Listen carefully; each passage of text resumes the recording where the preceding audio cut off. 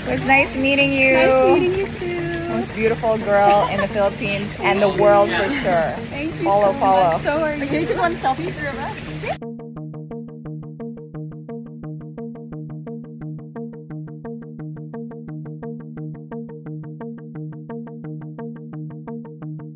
Usap-usapan ngayon sa social media ang isang video kung saan namataan si Liza Soberano kasama ang rumored boyfriend umano nito na si Jeffrey O. Ang video kasing ito ay nakuhaan sa bansang Singapore, kung saan ay nag-participate si Liza Soberano sa Asia Summit 2024 bilang ambassador ng Save the Children Philippines.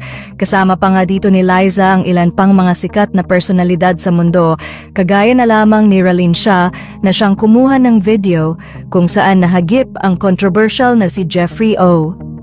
Matatandaan na sa kamakailang panayam ni James Reid sa ex-manager ni Liza na si OG Diaz ay sinabi nito na hindi magkasama ang dalawa dahil si Jeffrey O umano ay nasa Los Angeles habang si Liza naman ay nasa Las Vegas.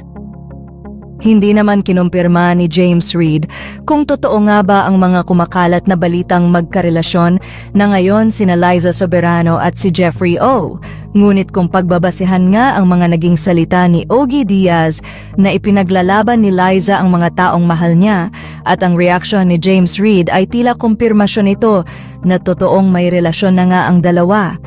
Ngunit matapos ngang maispatan si Jeffrey O sa videong ito ni Liza kasama si Raline Shah ay tila kumpirmado na ang mga haka-haka na may relasyon na sina Liza Soberano at Jeffrey O. Sa kabilang banda, awa naman ngayon ang nadarama ng ilan sa mga fans ng Lisken kay Enrique Hill.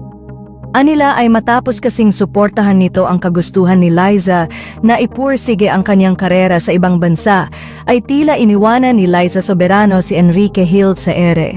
Sinariwa rin ng mga ito ang araw kung saan nangako si Liza na pupunta siya sa premiere night ng comeback movie ni Enrique Hill na I Am Not Big Bird at hindi ito dumating.